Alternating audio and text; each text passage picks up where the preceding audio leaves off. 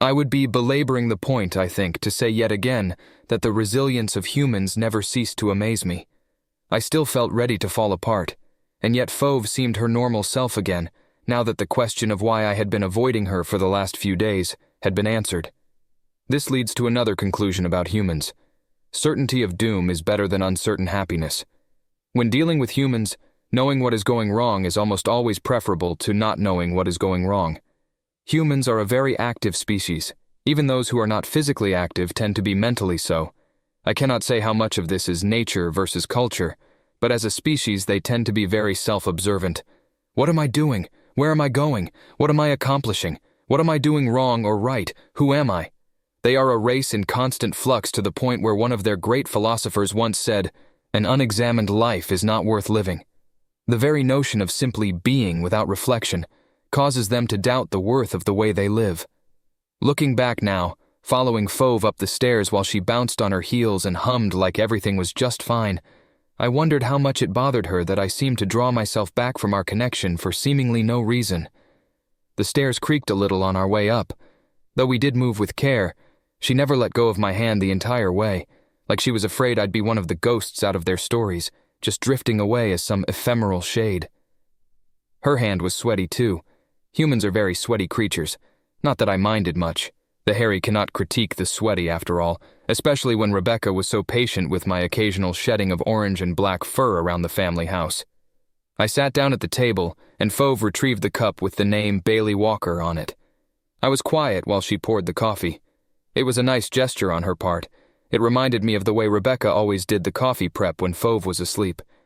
I didn't type this up until later, having neglected to bring my data pad, but I couldn't help but notice the little things. Fauve stood at the coffee maker and scooped the grounds out of a fabric pouch. With my sensitive nose, I could experience it as she never could. And I tell you, it was wonderful enough that I could have believed that the old human superstitions had some merit. How else could something so rich and smooth envelop my nose? But I digress. She scooped the same way her mother did, not with a gentle tilt, but with a sharp flick of her wrist designed to hurl the grounds down into the brown paper filter, thus creating an audible and pleasant swish sound that also stirred up the scent a little bit more. She had the water ready, and I knew at once she planned this. It had all been laid out with the idea that I would tell her the truth, that everything would be all right.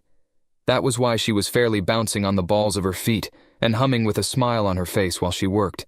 For all of her father in her, the coffee making was done just like her mother. It was a tranquil, pleasant air about her, which I have to admit, I missed seeing. I didn't really know quite how to explain it, but that this kind of generational cycle was the stuff traditions were made of. While I watched Fauve work, I could easily imagine her own daughter doing it one day, insisting her spouse get out of the way and let her do it. It seemed to bring her joy, this simple little thing she was doing for someone else, and it made my earlier cowardice about telling her the truth just so much worse.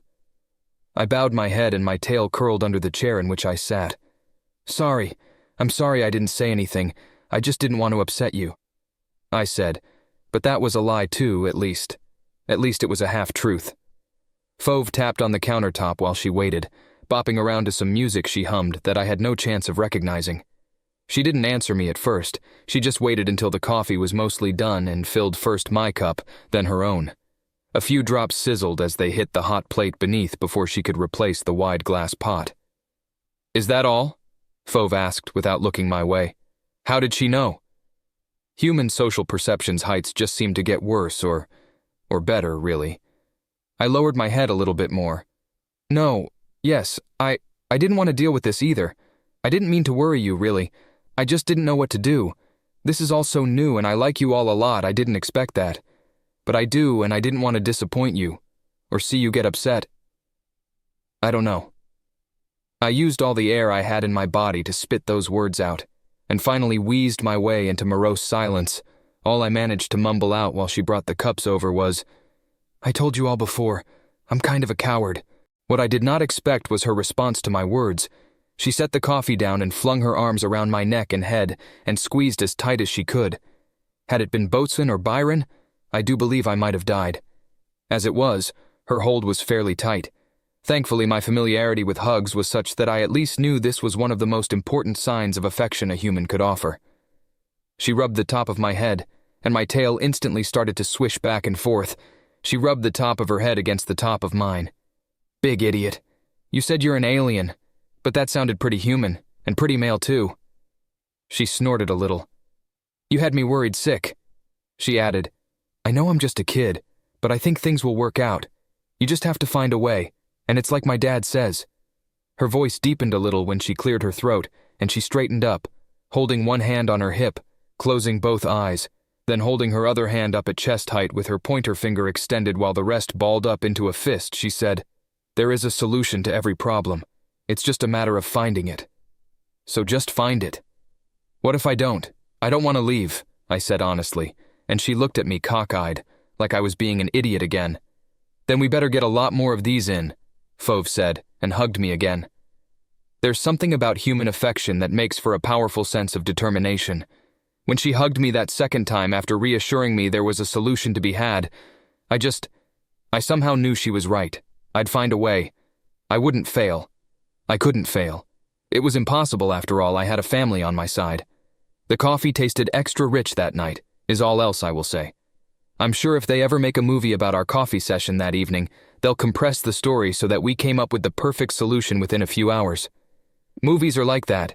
They compress real events that take weeks or months or years and make them into hours or even minutes. But for the proper historical record, we came up with nothing. "Could you do something with the military? Like the thing with the embassy guy? You know, showing how we can work together that way?" Fauve asked, and I cocked my head so hard my ears briefly flopped. "The military?" I asked her in return, placing special emphasis on the word. "Fauve, that might work well for relations with my world, but most intelligent races in the galaxy are prey races.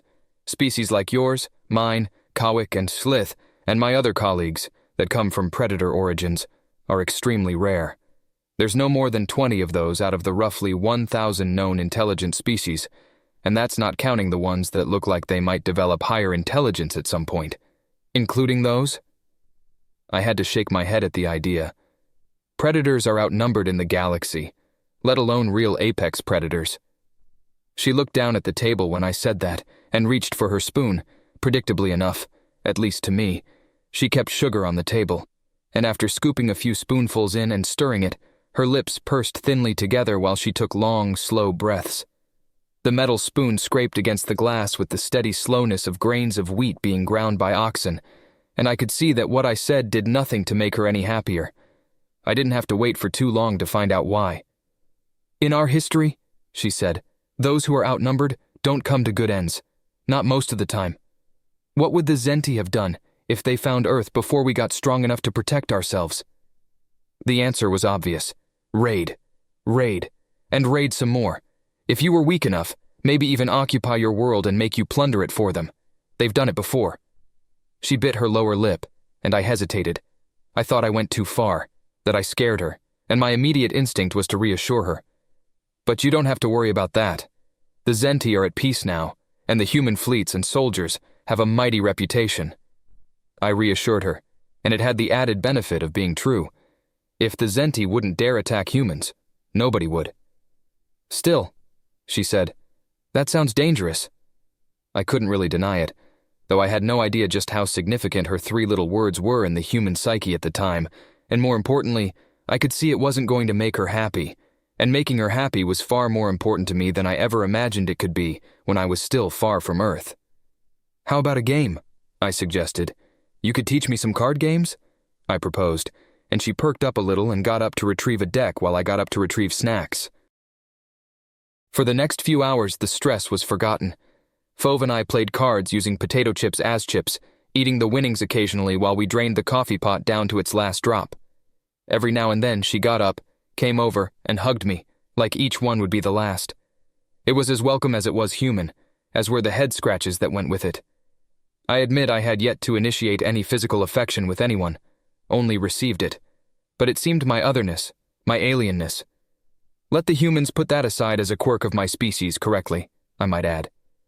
But until that night, when the possibility of leaving forever, or at least for years, was spoken out loud, I never noticed that the only physicality I actually initiated was violence. I was instinctively violent toward the failed human, but I was not instinctively affectionate toward even my obviously favorite human. More than that, I actually mentally withdrew myself from her for several days. Drawing conclusions from this was difficult, as my statistics professor said. If your sample size is small and your standard deviations are large, any conclusion other than no conclusion is bad, and you should feel bad. He was a very wise teacher, as teachers went, so with only a sample size of 1 and a known weakness in myself, it was hard to say much with certainty. Aggressive protection seems to be far and away easier to turn to, though, than aggressive affection. I remarked this exact thing toward Fauve, as our supply of both coffee and potato chips began to dwindle, leaving the white chip bowl nearly empty. Fauve didn't say anything right away. Thoughtful answers or none seemed to be her preference, again a fine quality that I greatly appreciated. But when she did, she asked, "Do you really think of giving hugs to be aggressive affection?"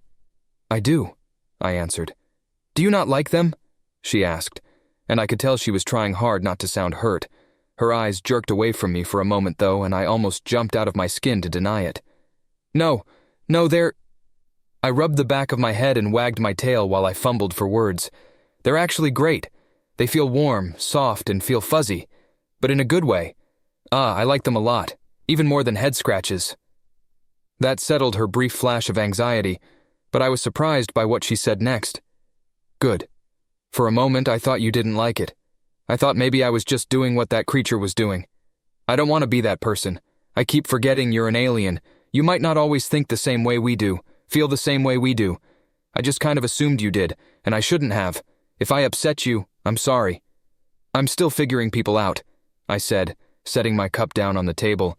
I noticed the way the remnants of tan liquid swished and swayed back and forth against the inner wall. "I don't always know what to say myself. You humans, you're funny, but in a good way." I hastened to add those last 2 words. "You didn't upset me, not once. I don't mean to say this is aggressive in a bad way, just that it is. Like it's very forward, close. You actually have to go to someone." I emphasized that considerably and cocked my head a little. "We don't do that much. You've seen how I respond to crowds. I am... What is that phrase you humans use? Not an air conditioner. Not a fan, Bailey. Not a fan." She corrected me. A little smile traced over her lips when she corrected my improper application of an idiom. "Right. That." I nodded emphatically. "It just doesn't feel that aggressive to me." She replied and filled up her coffee cup. "Aggressive sounds threatening," she said while the dark liquid sloshed around into the cup in front of her. "And if you care about somebody, and they like you too, what's the threat?" she asked. I got up.